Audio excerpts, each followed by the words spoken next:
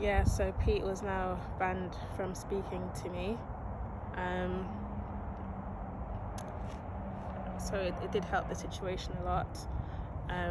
He was angry with me, but I didn't know at the time. He really did make sure to avoid me, which helped to make things better. But then I started to think that maybe I overreacted about the situation because I wasn't made aware of the situation with the pastor and his daughter. So I continued to just keep my distance because I needed it at the time. But then I got a new job, and I moved to my own place, which made the loneliness even worse because, my friends had been demonized. And, we were also encouraged to only make friends within the church, and that, worldly friends were a bad influence. Bad company corrupts good character. So like the friends that I had in university,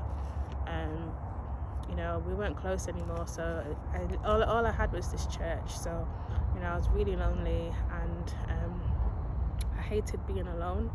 It was really hard. So on my lunch break at work, my pastor calls me about the Pete situation. So, I said I wasn't interested. There was just something that my spirit just didn't agree with, so I just wasn't interested. But then he said, have you been praying about your marriage? And that I'm human, I'm not made out of wood. And I was just like, yeah, and that I have feelings. And I was just like, yeah, I know. And I took the advice. So, they usually had like prayer meetings at the church that I would go to, and Pete was around this time. And I thought, okay, maybe he is trying to build a relationship with God. Maybe he's trying to get close to God. So, we had the prayer meeting and things like that. And then after the service, no, it was before the service started, the pastor pulled me to the side and was like, I'm losing my sexual purity, and how I need to like pray, and pray about my marriage and things like that. So that got me quite concerned that, maybe I really do need to get married so that I don't fall, And then after the service, he told me that Pete had spoken to me and that he really likes me. That's literally how he said it. He said he really likes you. And then I was just like, right, okay.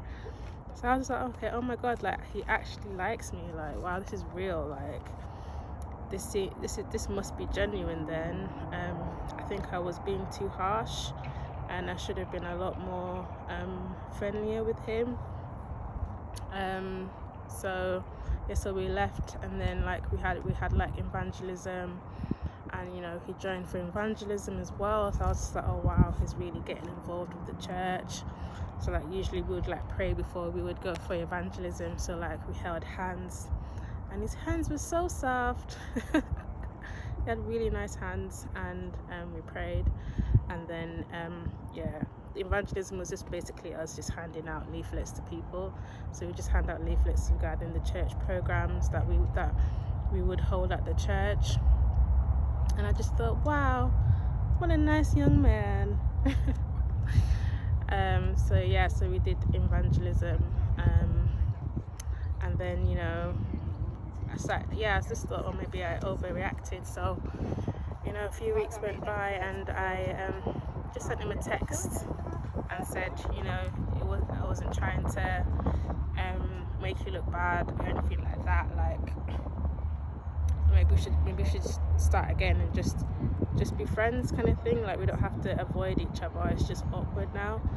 And then he said he was just about to text me as well, and how he thinks that would be a good idea. So we left it as that.